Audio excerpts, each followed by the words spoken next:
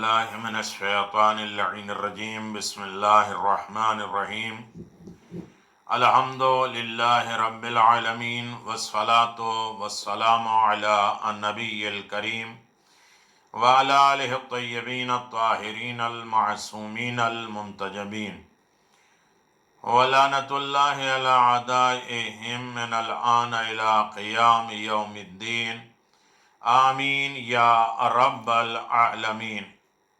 اما بعد فقد قال اللہ تبارک و تعالی فی قرآن مجید بسم اللہ الرحمن الرحیم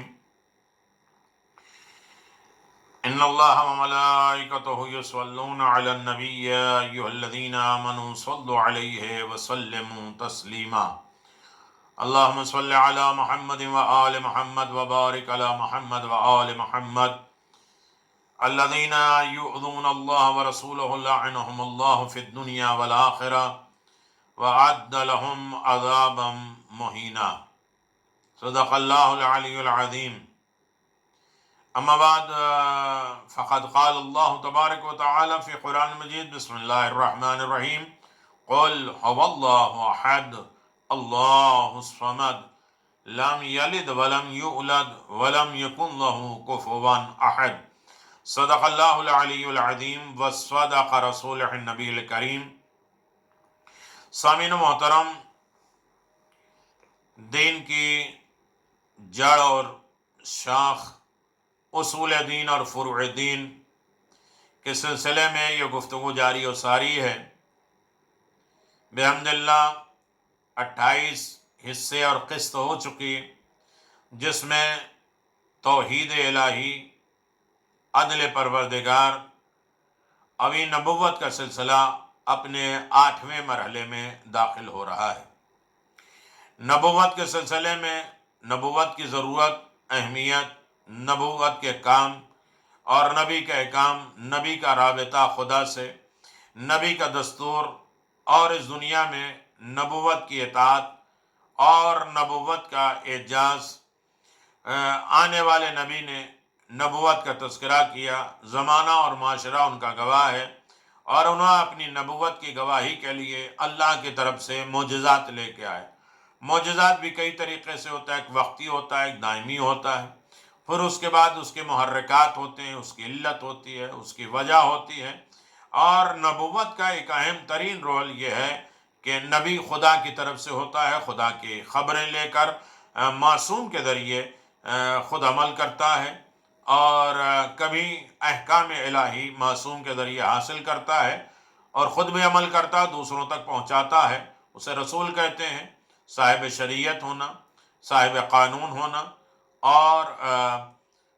جس پر نبوتیں ختم ہو گئی، یعنی اپنے نبی کی بات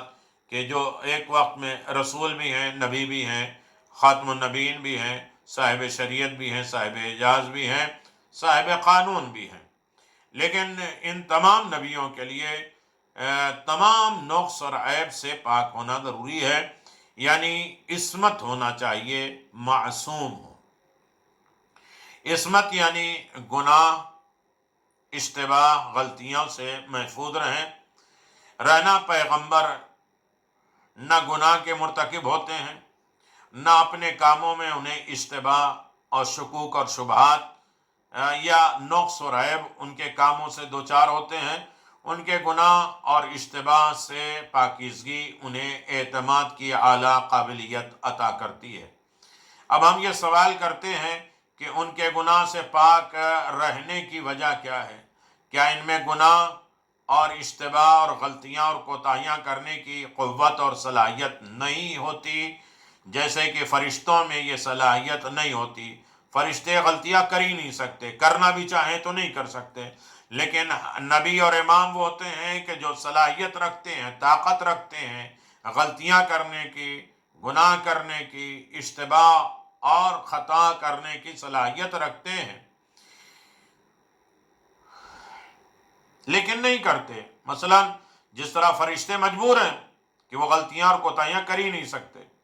یا جس وقت معاذ اللہ گناہوں کے مرتکب ہونا چاہیں، گناہ کرنا چاہیں، تو اس وقت ایک غیبی طاقت آ کر اس بات کی طرف جو بیٹے کو غلط کام سے روکتا ہے، انہیں روک دیتی ہے، یعنی ہر طریقے کی ان کے اوپر نگرانی فرشتوں کی ہے کہ غلط کرنا چاہیں تو انہیں روک دیا جائے، ٹوک دیا جائے۔ جواب یہ ہے کہ پیغمبروں کی عصمت نہ ایسی ہے کہ ان میں گناہ کی صلاحیت اور طاقت نہیں ہوتی، اور نہ ہی خارج سے کوئی چیز آ کر انہیں روکتی ہے، ٹوکتی ہے، گناہ سے باز رکھتی ہے، بلکہ نظر اور ایمان اور یقین کا نتیجہ ہے، اللہ سے رابطہ اور قرب ہونے کا بہترین وسیلہ ہے۔ گناہ سے بچاؤ، انسان ایسا موجود ہے جو آزاد اور مختار ہے، نہ نفع، ضرر، نقصان، نہ کسی مصلحت کی بنیاد پر کوئی کام انجام دیتا ہے، نہ ترک کر دیتا ہے۔ اس لحاظ سے آگاہی اور نیک اور بخت کی تمیز سمجھ بوجھ کے انتخاب میں اہم مقام رکھتی ہے۔ ایمان اور آثار گناہ کے اعتبار سے لوگوں میں تفاوت ہے، فرق ہے۔ جس کا ایمان جتنا قوی ہوگا، طاقتور ہوگا،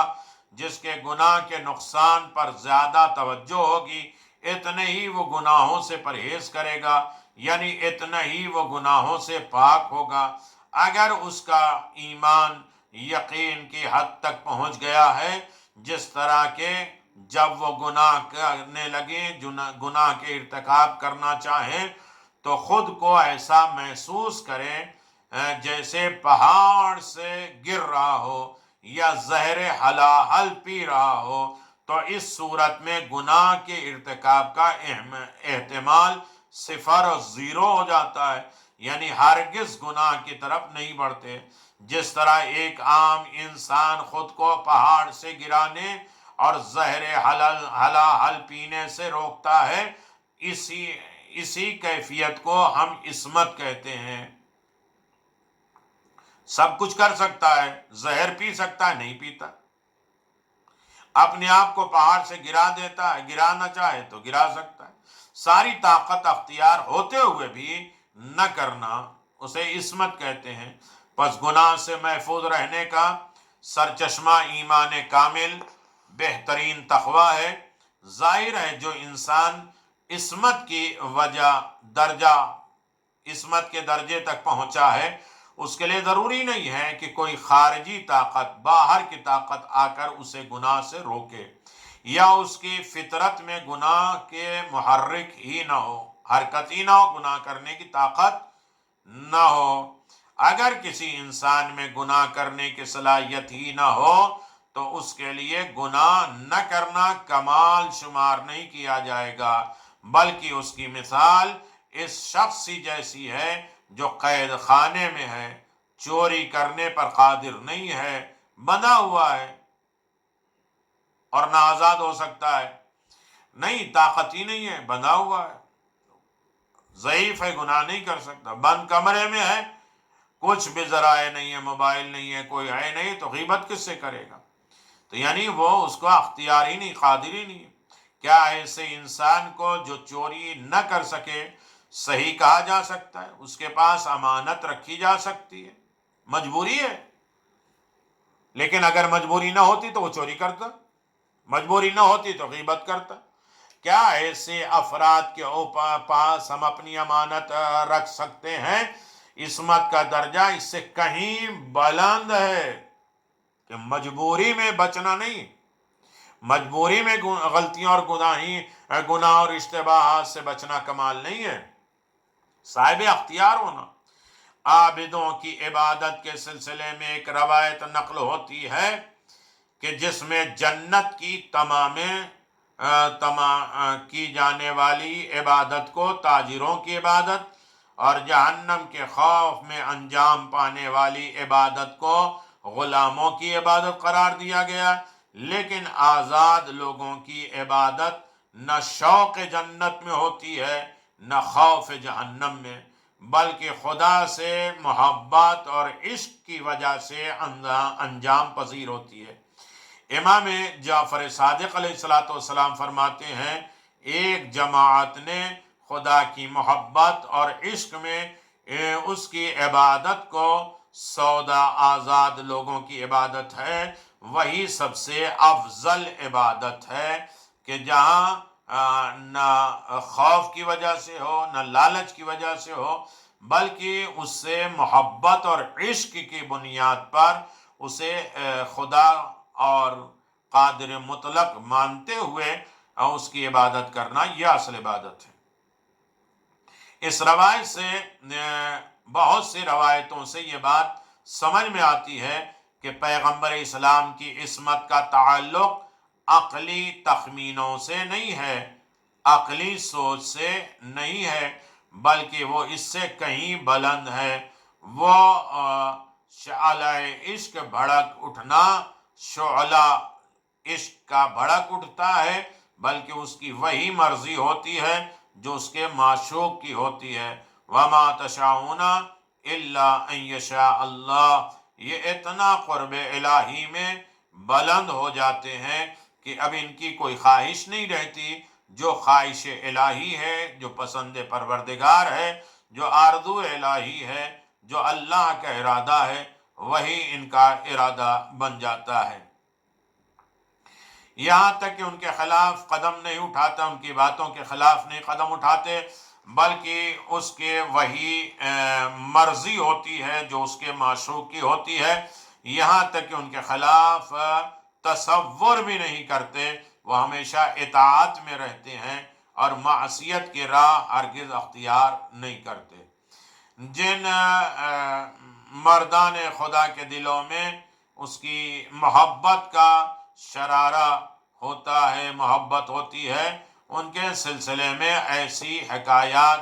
داستان موجود ہیں جنہیں سن کر انسان انگشت بدندہ رہ جاتا ہے۔ ایسی ہی چیزوں نے انہیں خدا کے حکم کا مطیع اور عبادت گزار بنایا ہے۔ خدا کے پیغمبروں کی تو بات ہی اور ہے، اور ان کے وجود میں یہ عشق رچا بسا ہوا ہے اور ان کا دل اسی میں جل رہا ہے، چل رہا ہے۔ اشتباہ سے محفوظ، اشتباہ سے تحفظ کا سرچشمہ پیغمبروں کے نفس میں ہے، حیات میں ہے، خون میں ہے اور رگوں میں ہے۔ اشتباہ سے انسان وہاں دوچار ہوتا ہے جہاں براہ راست حقیقتوں کو ملاحظہ نہیں کرتا۔ اشتباہ ہو گئی، غلطی ہو گئی، اور انسان سوری کہتا ہے۔ جہاں براہ راست انسان اس حقیقت کو نہیں جان پاتا، نہیں سمجھ پاتا، وہاں اس سے اشتباہ ہو جاتی ہے، اس سے غلطیاں ہوتی ہیں، اس سے کوتاہیاں ہوتی ہیں، بلکہ ذہنی طور پہ کم و بیش اس سے آشنا ہوتا ہے۔ مثلا اگر ہم تسبیح کا ایک دانہ ایک ظرف میں ڈالیں، ایک برتن میں ڈالیں، اور اس کے بعد دوسرا دانہ، اور اس کام کو 100 بار انجام دیں، تو یہ 100 دانے ہوں گے، نہ کم نہ زیادہ۔ لیکن حساب کے لحاظ سے ممکن ہے کہ ہمارے ذہن سے اشتباہ ہو جائے کہ پتہ نہیں میں نے 2 ڈالے ہیں یا 4 دانے ڈالے ہیں، 99 ہوا یا 101 ہو گیا۔ یہ خیال پیدا ہوئے کہ 99 دانے ہو گئے یا 101 ہو گئے، 102 ہو گئے، اب مجھے اشتباہ ہو گئی، مجھ سے غلطیاں ہو گئی کہ میں صحیح طریقے سے اس پر دماغ نہیں لگا پایا۔ اس صورت میں حساب کرنے والا ہمارا ذہن اشتباہ سے دوچار ہو جائے گا، لیکن حقیقت ایک ہی ہے۔ خدا کے پیغمبر وحی کے ذریعے کائنات کی حقیقت سے ارتباط رکھتے ہیں، رابطہ رکھتے ہیں، اور حقیقت سے آگاہی کے بعد اشتباہ نہیں ہوتا۔ جب حقیقت جان لیتے ہیں تو اس میں کوئی کوتاہیاں، کوئی غلطیاں نہیں ہوتی۔ پیغمبروں اور نابالغہ افراد میں فرق ہے۔ جو ہمارے پیغمبر ہیں، ہمارے رسول ہیں، اور جو رسول نہیں ہیں، ان میں کیا کیا فرق ہوتا ہے اور کس طریقے سے ان کے اندر کوتاہیاں اور غلطیاں موجود ہوتی ہیں۔ اور نابالغہ وہ افراد ہیں جن کی فکری قوت قوی ہوتی ہے، مضبوط ہوتی ہے، یعنی اپنے حواس سے اشیاء کو محسوس کرتے ہیں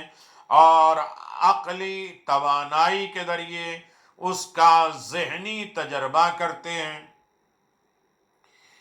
اور نیا نتیجہ نکالتے ہیں۔ کبھی خطا سے دوچار ہوتے ہیں، لیکن خدا کے پیغمبر اپنی فکر، صلاحیت اور ذہنی تخمینوں کے علاوہ ایک دوسری طاقت یعنی وحی کے حامل ہوتے ہیں،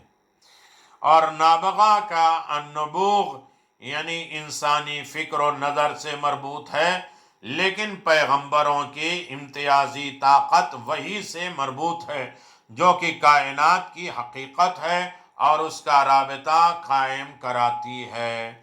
پیغمبر اسلام،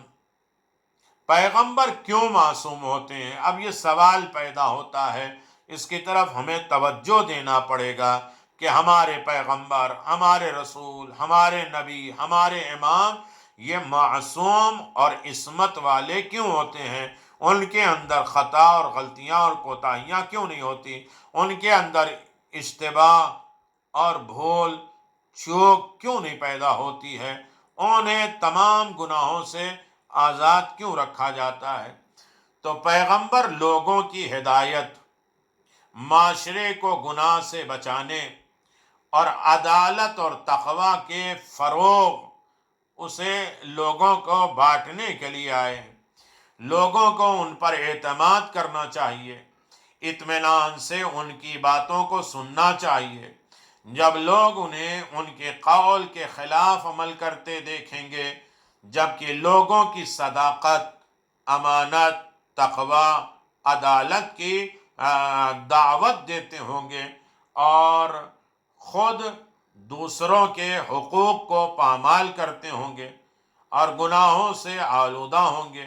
یا لوگ ان کے بارے میں گناہ کا احتمال دیتے ہوں گے، تو ہرگز اطمینان قلب کے ساتھ ان کی باتوں کو نہیں سنیں گے اور ان کی باتیں کانوں سے آگے نہیں بڑھے گی۔ لوگوں کے دل میں اپنی بات اتارنے اور ان کا اعتماد حاصل کرنے کے لیے پیغمبروں کی پوری زندگی کو نیکیوں اور پاکیزگی سے ملا ہونا چاہیے۔ یہ ہے پیغمبر کی لائف اور پیغمبروں کی زندگی، جن کے پاس اطمینان قلب ہو،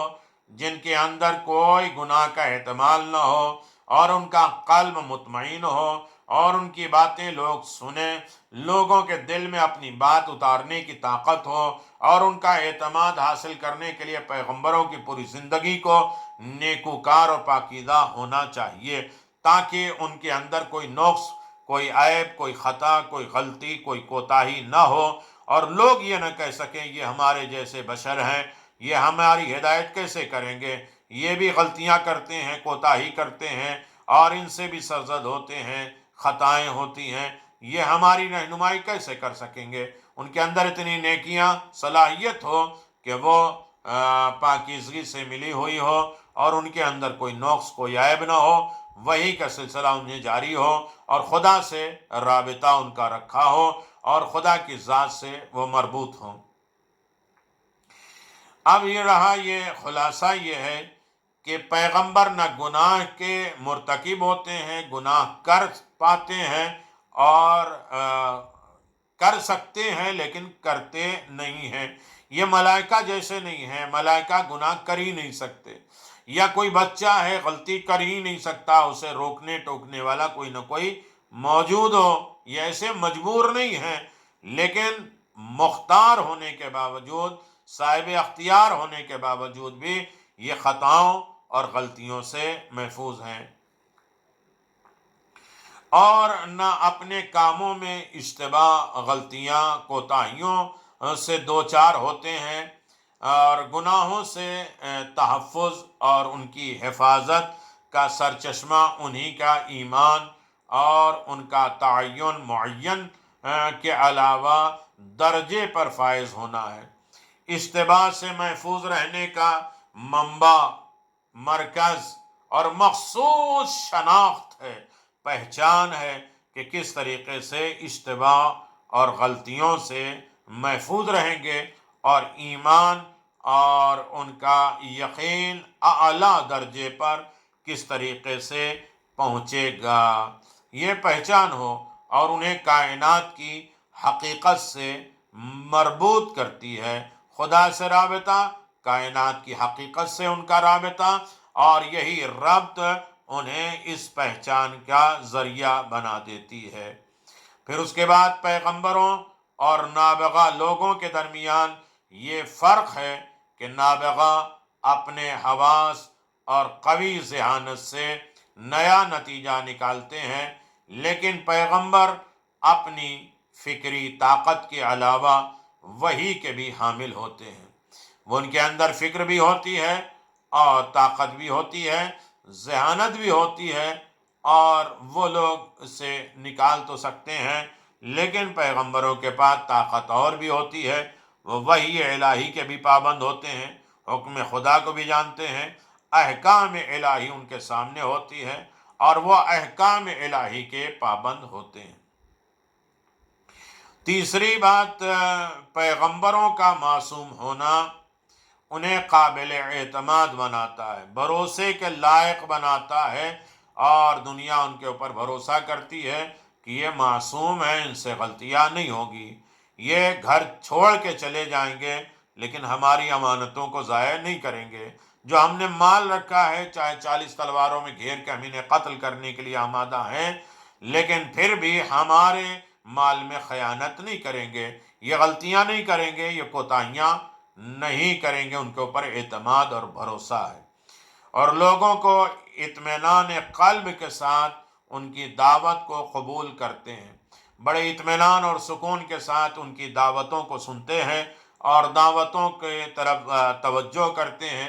دعوتوں کو سمجھتے ہیں، غور و فکر کرتے ہیں، اور ان دعوتوں کو اقرار کرتے ہیں اور اس دعوت کو قبول کر لیتے ہیں، اس لیے کہ اس میں کوئی نقص، کوئی عیب، کوئی خرابی، کوئی کوتاہی موجود نہیں ہوتی ہے۔ ان کو اس منزل پر اعتماد اور بھروسہ ہو جاتا ہے، لہذا ان کے علاوہ اور کوئی چیز انہیں نظر نہیں آتی۔ یہی وجہ ہے کہ نبوت کی زندگی میں وہ کمالات موجود ہیں جو کسی میں وہ کمالات موجود نہیں ہیں۔ اب یہ رہا مسئلہ یہ کہ نبوت، عقیدہ نبوت یا نبوت کا جو عقیدہ ہے، عصمت ہے، معجزات ہے، نبیوں کی گواہی ہے، معاشرے میں ہول سول ہو، وحی پروردگار کا پابند ہو، گناہوں سے پاک ہو، اشتباہات سے پاک ہو، اور اس کا رابطہ خدا سے بھی ہو، بندوں سے بھی ہو، بندے اس پر اعتماد کریں، بھروسہ کریں، اور وہ یقین اور عشق کی منزل پہ خدا سے اتنا قریب ہو کہ گناہ کر سکتا ہے لیکن نہیں کرتا، محبت اور یقین اور ایمان کی منزل پہ اور فائز ہے کہ ہر طریقے کی کوتاہیوں اور غلطیوں سے محفوظ ہے۔ اب ہمارے لیے ضروری ہے کہ نبوت کا جو عقیدہ ہے وہ ہمارے لیے کیا رزلٹ دیتا ہے، کیا نتیجہ ہے، کیا اس کے اثرات ہیں، آخر نبوت کو ماننا کیوں ضروری ہے، اس کے اثر کیا ہے، اس کے نتیجے کیا ہیں، اس کے بینیفٹ کیا ہیں، اس کے فائدے کیا ہیں۔ پہلی چیز یہ ہے کہ عقل جو ہے وہ اس کی تائید کرتی ہے، عقل خود متوجہ کرتی ہے، عقل ہمیں خود آمادہ کرتی ہے، اور اس طریقے سے آمادہ کرتی ہے کہ بعض آزاد فکر انسانوں کا خیال ہے، کچھ انسان جن کی فکر آزاد ہے ان کا خیال یہ ہے کہ عقل ہوتے ہوئے نبوت کی کوئی ضرورت نہیں ہے، کہ ہمارے پاس اللہ نے عقل دیا ہے، ہمیں کسی کے رہنما، کسی ہادی کی ہونے کی ضرورت نہیں ہے، ہم تو اچھا برا خود سمجھ لیں گے اور ہم اپنے آپ کو خدا سے قریب پہنچا دیں گے، ہمیں نبوت اور امامت کی ضرورت نہیں ہے۔ اس طرح بہت سے انسان جو آزاد خیال کے ہیں وہ یہ خیال ظاہر کرتے ہیں کہ ہمیں کسی کے سمجھانے بجھانے والا بندہ نہیں چاہیے۔ نبی کی رہنمائی دیوانوں کے لیے ہے تو دیوانے قابل ہدایت نہیں ہوتے، اگر نبی آتے ہیں پاگلوں کے لیے تو پاگل تو صحیح راستے پہ آتے نہیں، ہماری ہدایت کرتے ہیں تو اللہ نے ہمیں عقل دی ہے، ہمارے لیے نبوت کی ضرورت نہیں ہے۔ بہت آسان جواب دیتے ہیں، اور شیطان بھی انہی کی رہنمائی اور وحی کر دیتا ہے اور لوگ اس کی بات کو مان لیتے ہیں، اور کہتے ہیں کہ نبی کی رہنمائی دیوانوں کے لیے ہے تو دیوانے کی ہدایت نہیں ہو سکتی، اور اس کی رہنمائی کا تعلق صاحبان عقل سے ہے، تو صاحبان عقل ہی ان کی رہنمائی کے لیے کافی ہے، انہیں کسی نبی رسول کی ضرورت نہیں ہے۔ یہ آزاد لوگوں کی فکریں موجود ہیں، لیکن در حقیقت یہ خیال ایک فریب ہے، ایک دھوکہ ہے، ایک مکر ہے، نظر سے زیادہ اہمیت نہیں رکھتا۔ اس میں کوئی شک نہیں کہ انسان عاقل پیدا ہوتا ہے اور پیدا کرنے والے نے اسے قوت عقل دے کر دنیا میں بھیجا ہے، لیکن اس سے بھی کسی صاحب عقل کو انکار نہیں ہو سکتا کہ عقل نہ علم ہے نہ عمل ہے، عقل نہ علم ہے نہ عمل ہے، لہذا عقل کرنے رکھنے والا انسان یہ سمجھ سکتا ہے کہ دنیا میں اسے بھیجا ہے کچھ علم دے کر اور کچھ عمل کرنے کے لیے اسے رہنمائی کی ہے، تو لہذا عقل نہ علم ہے اور نہ عمل ہے۔ علم اور عمل عقل کے کام اور اثرات ہیں۔ اچھا کام کرنا، برے کام کرنا، یہ کیا ہے؟ عقل کے اثر ہے۔ عقل جدھر گائیڈ کرتی ہے، جدھر لے جاتی ہے، انسان عمل کر لیتا ہے، علم کر لیتا ہے۔ علم نہیں ہے تو عقل نہیں ہے، عقل ہے تو علم حاصل کر سکتا ہے، عقل ہے تو عمل کر سکتا ہے، یعنی علم و عمل کے لیے عقل کے کام اور اثرات ہیں۔ اس کے معنی اور مفہوم میں شامل نہیں ہے کہ یہی وجہ ہے کہ دنیا میں کروڑوں صاحبان عقل جاہل اور بے عمل پائے جاتے ہیں۔ انسان کتنی ہی قوت، ادراک، شعور کیوں نہ رکھتا ہو، منزل علم پر ایک معلم کا بہرحال محتاج ہے۔ کتنا بھی بڑا دانشمند، عقلمند، باشعور، ہوشیار ہو، پھر بھی اسے بتانے والا، سمجھانے والا، معلم، سمجھانے والا ہونا چاہیے، اس کا وہ محتاج ہوتا ہے۔ کتنا ہی بڑا صاحب علم کیوں نہ ہو، اس کا علم نہ خیر پر عمل کرنے کے لیے کافی ہوتا ہے، نہ شر سے روکنے کے لیے ہوتا ہے۔ وہ منزل علم میں معلم کا محتاج ہے اور منزل عمل میں صاحب کردار کے محرک کا محتاج ہے۔ ایک علم میں معلم چاہیے اور منزل عمل میں ایک کردار، شخصیت چاہیے، جنہیں سمپل بنایا جائے، جنہیں نمونہ بنایا جائے، جن کو اپنا لیڈر بنایا جائے، جن کو اپنے آگے رکھا جائے اور ان کے مطابق زندگی بسر کر جائے، یہ ہمارے لیے ضروری ہے۔ اسلام کی زبان میں اسے معلم، محرک کو نبی کہتے ہیں، جو ہمیں علم، ہمارے عمل کی طرف ہمیں گائیڈ کرے۔ لہذا نبوت عقل کی مخالفت کا نام نہیں ہے، عقل کو ریجیکٹ نہیں کرتی، عقل کی تائید کا نام ہے نبوت،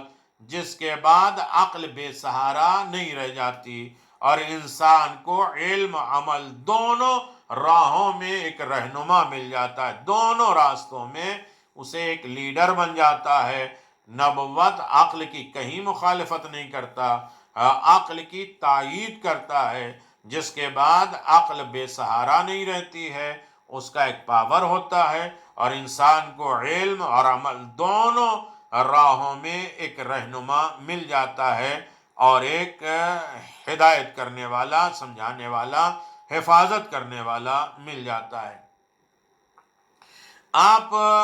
اس ماحول کے بارے میں سوچیں جہاں لاکھوں صاحبان عقل ایک ساتھ پیدا کر دیے جائیں اور ان کے درمیان ایک بھی صاحب علم مخلوق نہ ہو، ظاہر ہے یہ معاشرہ 100% جاہلی رہے گا۔ 1,00,000 صاحب عقل ہوں، سب کے پاس، انسانوں کے پاس عقل ہے، لیکن اس عقل کو گائیڈ کرنے والا کوئی نہ ہو، اسے علم اور عمل کی طرف متوجہ کرنے والا نہ ہو۔ جانور کے پاس تو عقل ہی نہیں ہے، انہیں سمجھانے والا کون ہے؟ انسان کے پاس عقل ہے، وہ سمجھنے کے لائق ہیں، اور پھر اس کے بعد اسے نبی، رسول، امام